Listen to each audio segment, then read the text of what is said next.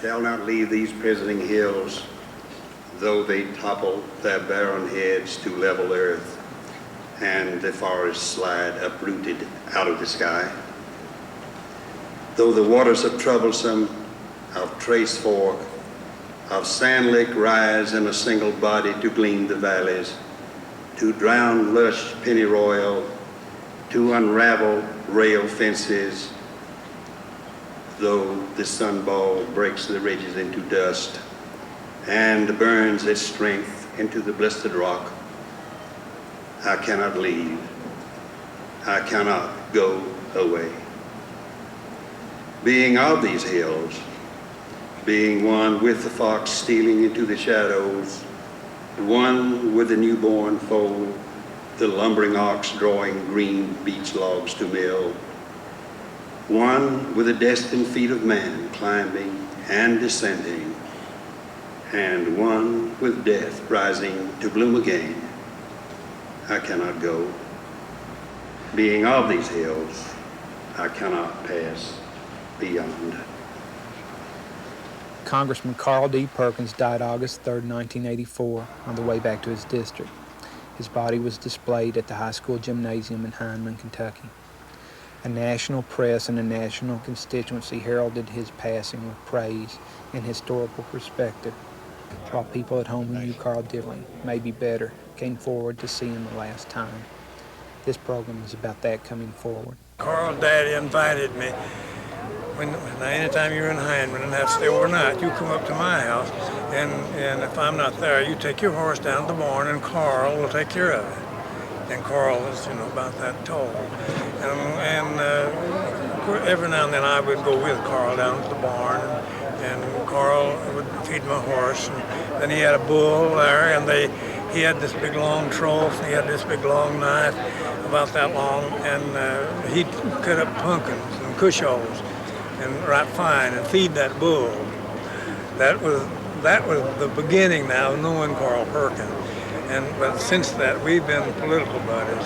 I'd say we're the best friends any two people ever in Knott County to not be any kin.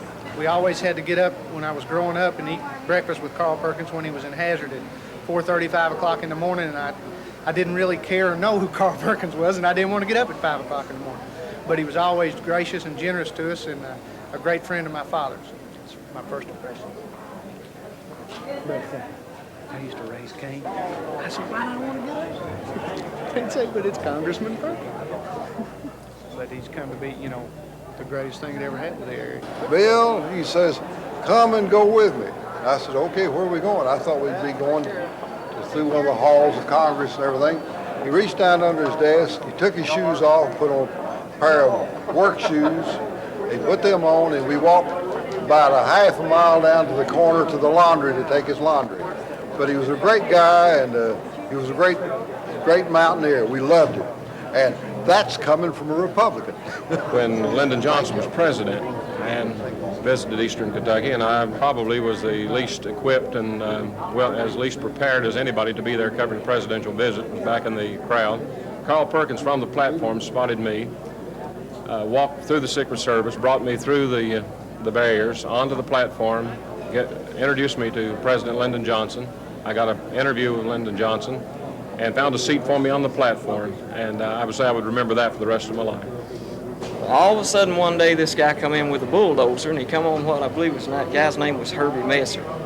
And he pulled this dozer up in his bottom, and he starts tearing the fence down, and the Messer guy comes out with his gun. He propped it over the fence. He said, you get down off that dozer, you own my land.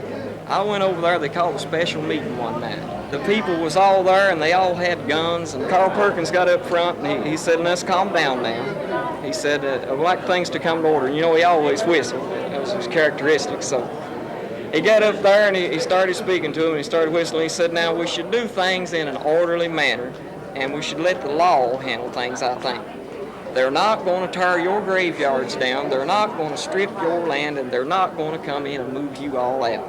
I tell you, I want this to be sure. He's the most wonderful man that I've ever met in my life. He met me with a smile and with his arms around me.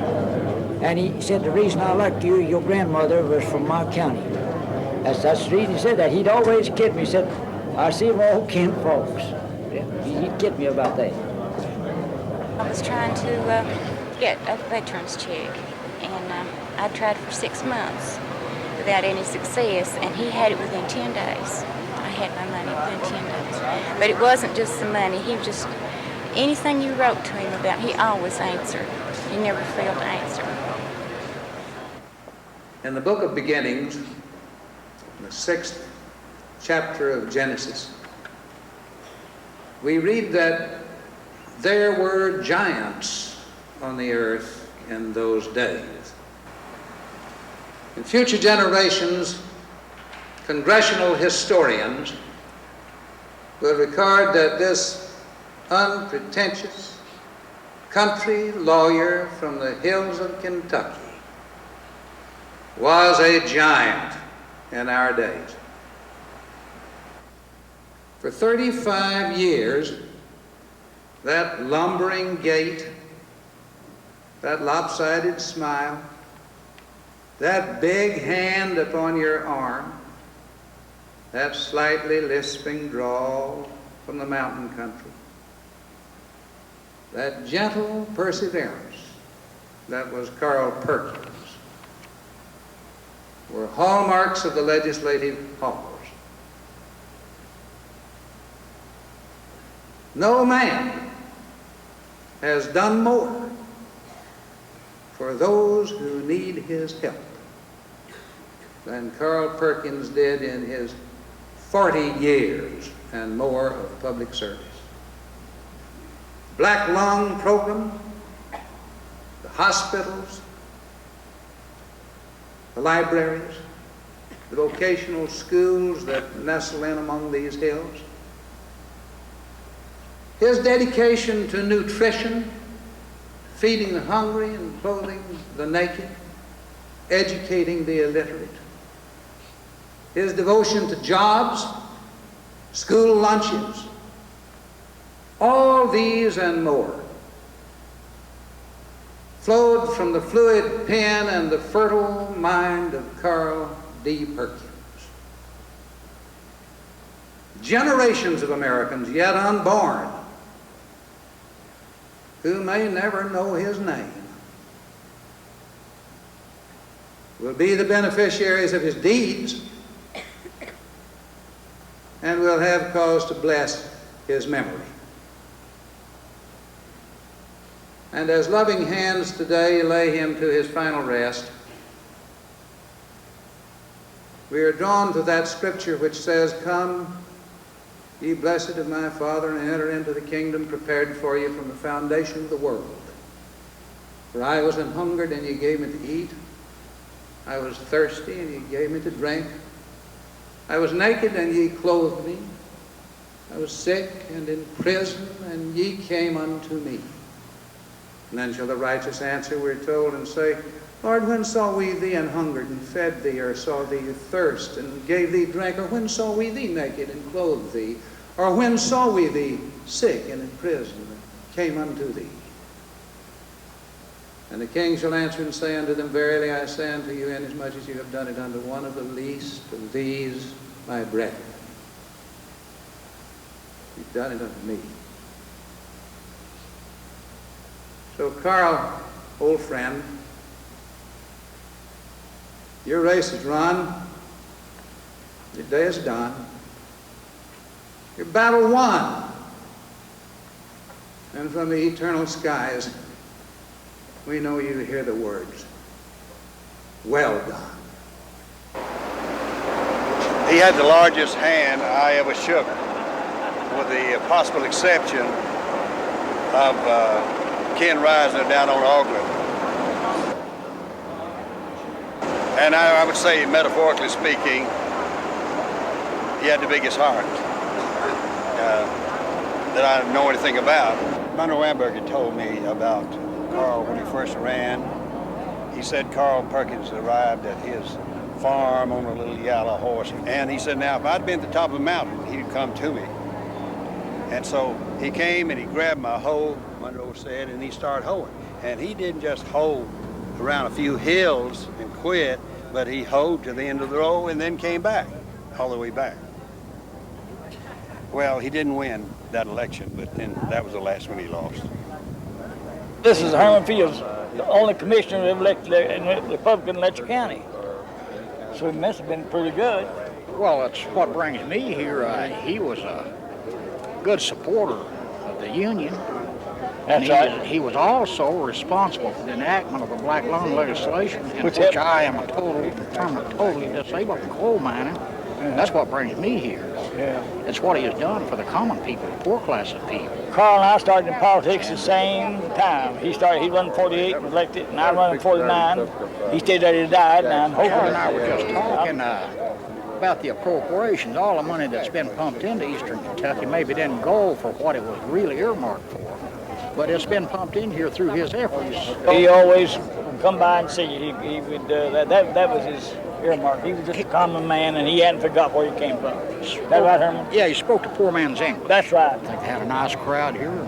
I do appreciate Washington to turn out like it did. I might give them a first-hand view. Yeah, Washington of Eastern Kentucky. They did come. They showed their respect.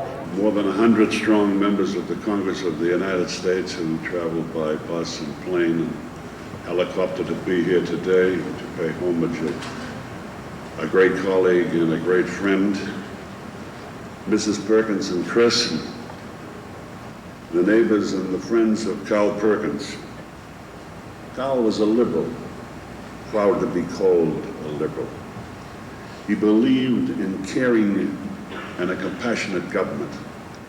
Carl Perkins was a tall man, an effervescent smile, a friendly manner about him, a quiet demeanor, but he had a will of iron and a steadfast determination to achieve the goals, the betterment of the life of the average American. He had a vision of his country as a place where none were left behind because they lacked education or food or decent wage. As I'd walk by, his strong hand would go out and grab me by the arm and it'd say, 30 seconds, Mr. Speaker. This is legislation we must pass. Oh, what a fighter for the rights of people he was. Carl, we'll miss you, all of you, the members of the Congress of the United States. You have been a legend. What a mark you have left. May you forever be in the hands of God. When the Reagan administration tried to declare ketchup a vegetable, well, Mr. Perkins and through Tony Hall and Mr. Miller held hearings on this and exploded this particular issue because what they really wanted to do was to reduce the amount of food on a child's plate. And Mr. Perkins, by holding hearings and making it public, prevented that from happening. And the sense of loss that we feel and the understanding that it's going to take some time to find that kind of person again is something that just fills me with great sadness. But I'm joyful in having known him and having worked with him, and sad to see him go. The Black Lung Program was probably the most well thought of for Eastern Kentucky and Kentucky in general of any labor act passed by the United States Congress to help disabled miners in a great way. If you look at our schools and the water system, our vocational school, Carl Perkins made that possible here. I don't know of anyone now in Eastern Kentucky that can fill that man's shoes. We'll have to fill the vacancy, but we're not going to fill that man's shoes. He was a personal friend of all of us. I've been a member of Congress now for 30 years and 8 months. And every day of that tenure of time, Carl Perkins and I have been close personal friends. When first elected to the Committee on Education and Labor, he served at that time with 2 men who later became President of the United States, John F. Kennedy, along with Richard Nixon. From time to time, John Kennedy, in making his race for the Senate, had to be away and was unable to attend committee meetings. Before he'd leave, he'd call Carl Perkins and he'd say, "Carl, you have my proxy in your pocket. When you cast your vote, you cast mine." John Kennedy loved Carl Perkins, and he trusted him. He knew him, just like all of us did. He was good to everybody. He was little enough for the smallest ones and big enough for the big ones. He knew an old fella that had a big orange grove. He's about 90 years old. He goes up to see him and got him a bunch of oranges to take home with him. And he had 2 toast sacks full, feed sacks. And we take him back to the airport. The tenant there said, well, he's trying to check it, on the plane. Well, he says, there's no way you can put them on now without being tied. He said, the oranges get spilled out and the luggage will be destroyed. And so he told Mr. Fredericks, he said, go back out in the car and get a string or a rope or something to tie these bags. And he went back out and stayed a while, and he come back, he said, I can't find a thing. There's not a thing out there that I can find to tie them with. And he says, I don't know what you're gonna do. And he says, I figured he just took his strings out of his shoes and tied them. Tied them, put them on and took it away. He just couldn't outdo him. He's the best I ever seen. I had an appointment with him, and he set it for 7 o'clock in the morning, which I thought was a little unusual for going to see a congressman in Washington. But I walked in. Nobody was in the office. I kept walking. I finally got to his office, and he was in there in his brown suit, his white socks, with his feet up on the desk, reading a hometown newspaper and catching up on the hometown news. He came to the office, and in turn we went to the Capitol building.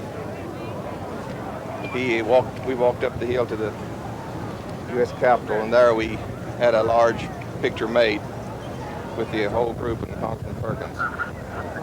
This is my 2 children, Chris and Curry Bailey. And that's me and Senator Wendell Ford, Don Bailey and Senator Wendell Ford.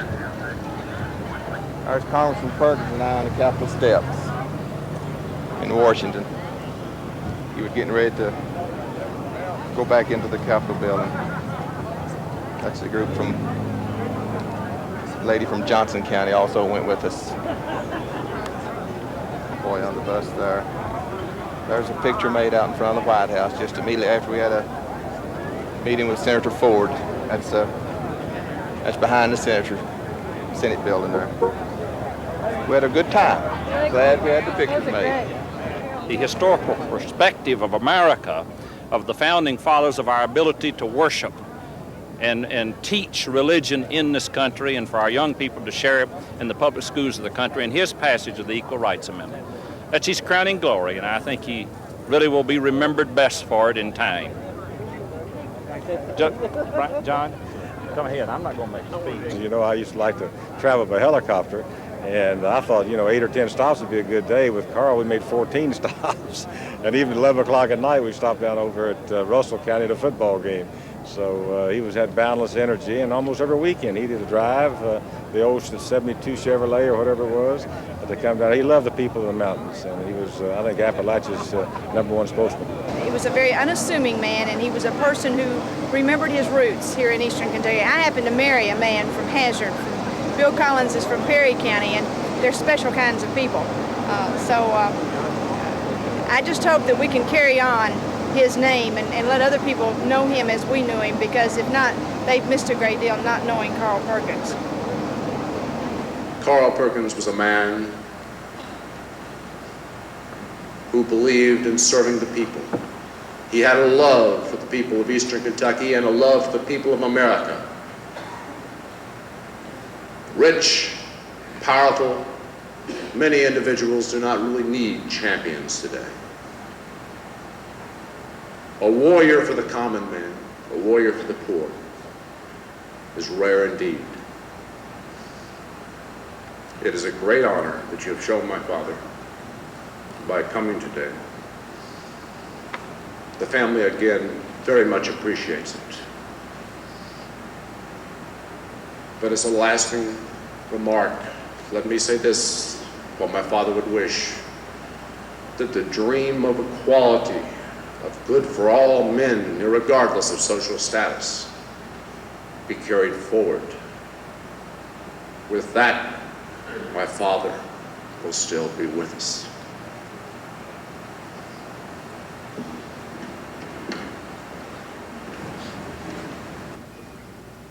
I am a poor wayfaring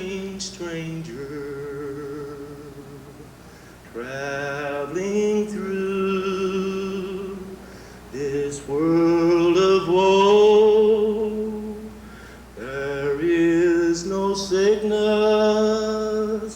toil, nor danger in that bright land to which I go. I'm going there to see my Father. I'm going there no more to roam. I'm only going over Jordan. I'm only going over home. I know dark clouds may gather round me. I know my way is rough and steep, yet beauteous fields lie just before me, where God's redeemed their vigils keep. Just give me a second to think about it.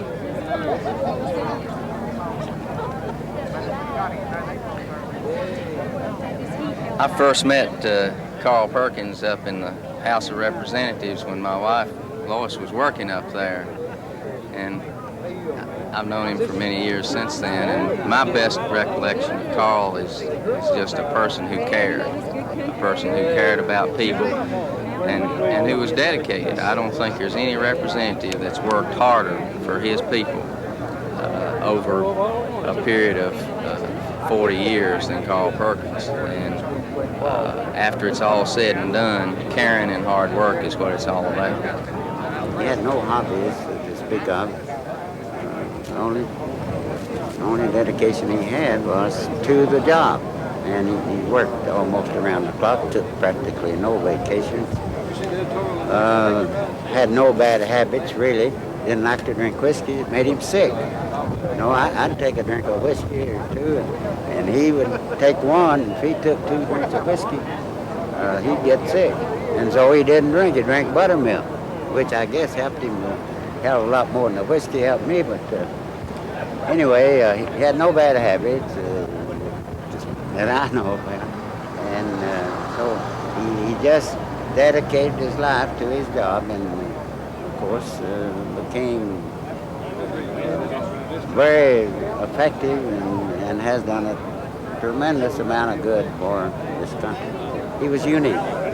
We really lost a great friend and a great man for Eastern Kentucky. Most of what they said in there today, maybe all of it was true, and I think I know it. Today we say farewell to one of the few true giants among the men and women who have shaped the destiny of America. Carl Perkins was our friend, but even more. He was the friend of tens of millions who never met him, who did not perhaps even know the name of his committee, but who could see the results of his work in their lives. My brother Robert Kennedy, who also had a special feeling for Carl Perkins, often spoke with admiration of individuals who see things that never were and say, why not? There never was true opportunity in education for those who were unequal and unprivileged until Carl Perkins said, why not? There never was a full chance for the health of children and mothers and families without wealth in Appalachia until Carl Perkins said, why not? There was no Medicare. There was too little food for the hungry, too little concern for the aged, too little learning in the schools, too little hope for those whose lungs were blighted in the mines. till Carl Perkins said, "Why not?" And now he has gone home to the place and the God in whom he so deeply believed. Indeed, in the fullness of our faith, we think of Carl, of his decency and goodness, and we say of this, his last pilgrimage, "Why not?" For he is there now with so many who shared his dreams and visions and struggles, with the young president to whom he rallied early in the 1960 campaign, and with whom he stood every step of the way during those 1,000 days, striving for a new frontier, for social justice and for peace. And they are together now, and now, like others before them, they both belong to the ages. Many leave behind words. Carl Perkins have left us deeds to guide our way.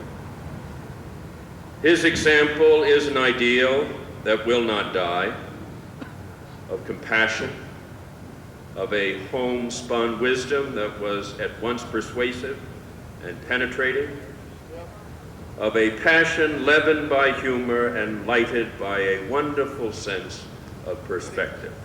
The Congress will not be the same without him. The country is better and truer because of him.